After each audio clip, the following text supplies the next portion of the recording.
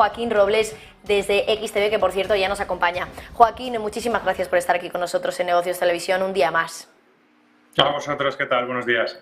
Bueno, Joaquín, yo te quería preguntar cómo has visto los datos de PMI que hemos conocido en el día de hoy. Datos que, bueno, pues para resumir podríamos decir que son mixtos, que en algunos casos, como es el caso de Francia, de Alemania, hemos visto sobre todo un PMI del sector servicios que bueno, pues parece que se ha dado el mayor batacazo, pero no en el caso del Reino Unido. ¿A qué conclusión podemos llegar de estos datos?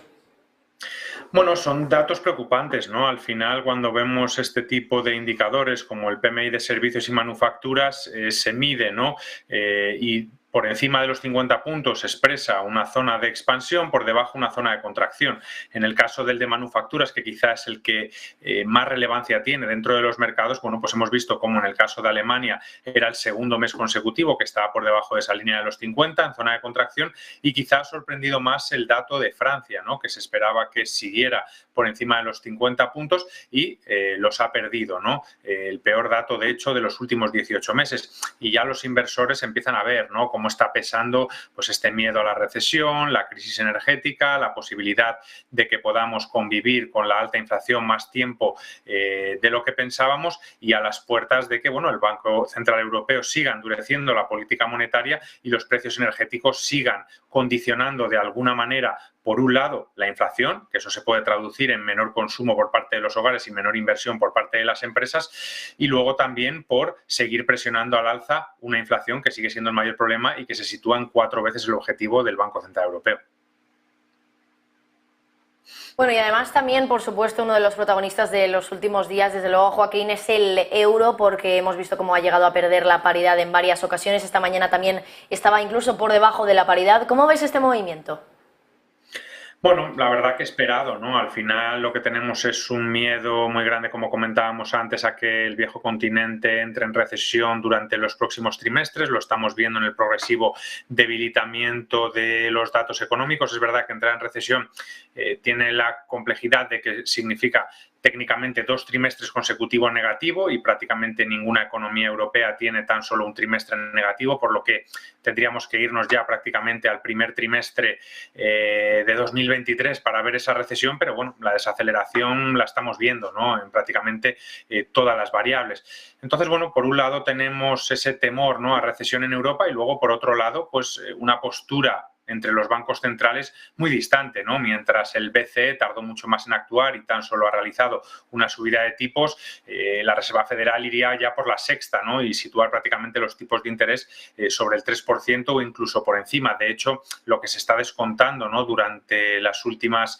sesiones, y quizás ha hecho, ¿no?, que el eurodólar haya perdido de nuevo la paridad, es la posibilidad de que la Fed siga adoptando un discurso duro a pesar de que la inflación haya caído, ¿no?, de esos máximos de 9,1.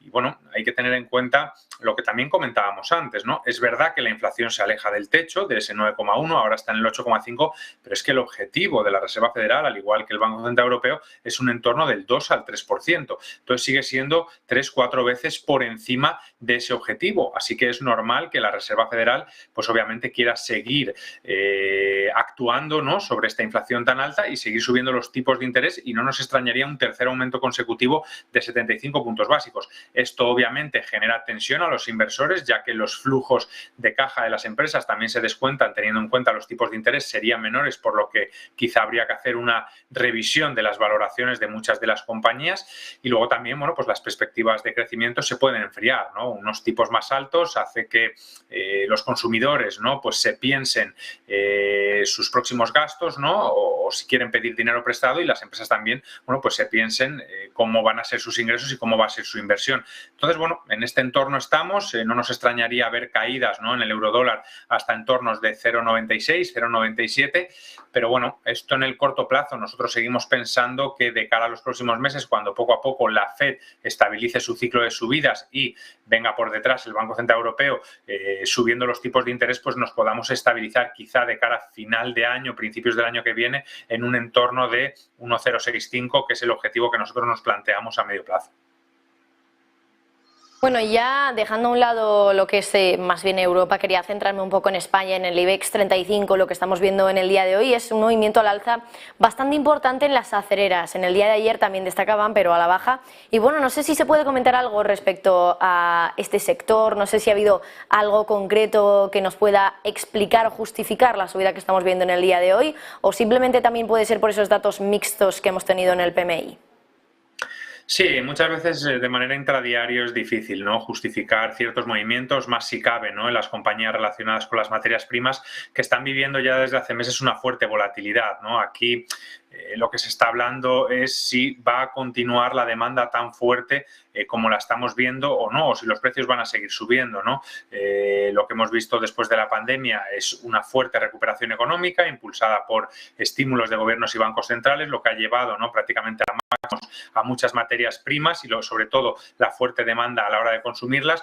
Y en las últimas sesiones, bueno, pues lo que se estaba descontando es que a lo mejor, ¿no?, esta entrada en recesión o esta desaceleración económica puede llevar consigo un menor consumo de materias primas. Entonces, estamos en esta volatilidad, ¿no?, de si se van a seguir consumiendo al mismo ritmo que hasta ahora o va a empezar a haber un menor consumo. Entonces, prácticamente con cada dato, con cada declaración, hace mover a compañías relacionadas con las materias primas, y esto quizá no es lo que le está pasando a las acereras españolas. Y luego, por terminar, un IBEX 35 que sigue comportándose, ¿no?, muy bien, por encima de esa zona de los 8.000 puntos, muy beneficiado, ¿no?, en lo que va de año quizá por el sector bancario, por el sector relacionado con las materias primas, ¿no?, y de las energías renovables, y bueno, que sigue aguantando el tipo y sigue siendo uno de los índices, ¿no?, europeos que mejor se está comportando en el acumulado del año.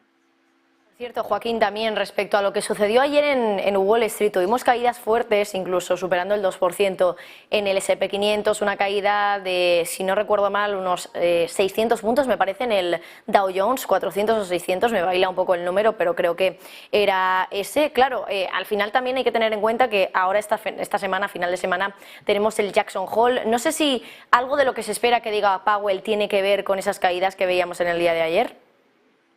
Bueno, hay que tener en cuenta muchas cosas. También hay que tener en cuenta que desde mediados del mes de junio Wall Street ha tenido una subida vertical de prácticamente el 20%, tanto en el S&P 500 como en el Nasdaq.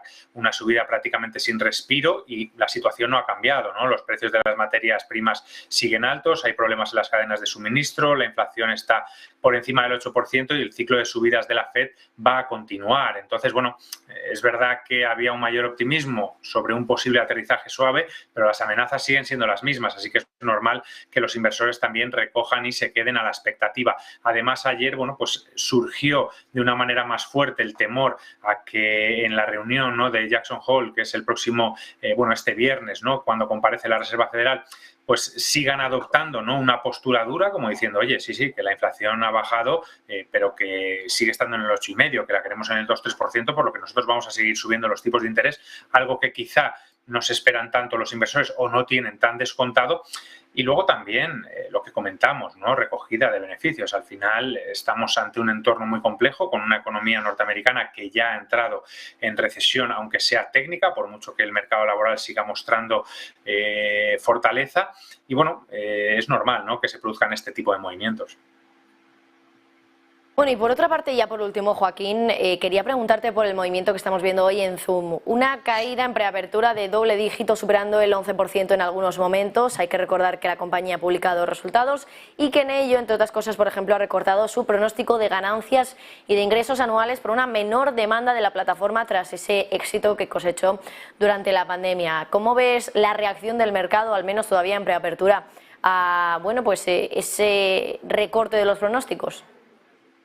Bueno, yo creo que es normal, ¿no? Lo hemos visto con otro tipo de compañías similares, véase Netflix, véase Pelotón. Este tipo de compañías, ya lo hemos comentado anteriormente, quizás han sido presas, ¿no?, de unas altas expectativas, de unas expectativas en ocasiones totalmente irreales, ¿no? Hay que tener en cuenta que estalla la pandemia, las personas empiezan a demandar con mucha fuerza un tipo de servicios que a lo mejor antes no lo hacían tanto, como, bueno, pues hacer ejercicio en casa o ver películas en casa, o a través también del trabajo para ver a familiares, este tipo de reuniones vía internet. Bueno, acaba la pandemia y la gente vuelve, ¿no?, a lo que estaba haciendo antes, ¿no? Entonces, este tipo de servicios pues los deja de demandar, y lo que pasó es que los inversores descontaron que ese crecimiento iba a ser exponencial, que iba a terminar la pandemia, pero iban a seguir teniendo esas tasas de crecimiento tan altas y descontando unos ingresos que, bueno, que se está viendo que no está siendo así. Así que, bueno, es normal que a medida que se van traduciendo este tipo de noticias, ¿no?, de resultados, pues los inversores dejen de confiar en esas expectativas que tuvieron en un principio.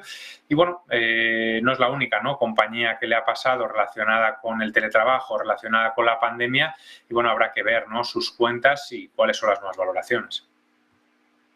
Pues Joaquín Robles, desde XTV, como siempre, muchísimas gracias y espero que si, bueno, ya te has ido de vacaciones, pues hayas podido disfrutar mucho desde luego y que la vuelta pues sea mejor que nunca. Gracias, Joaquín.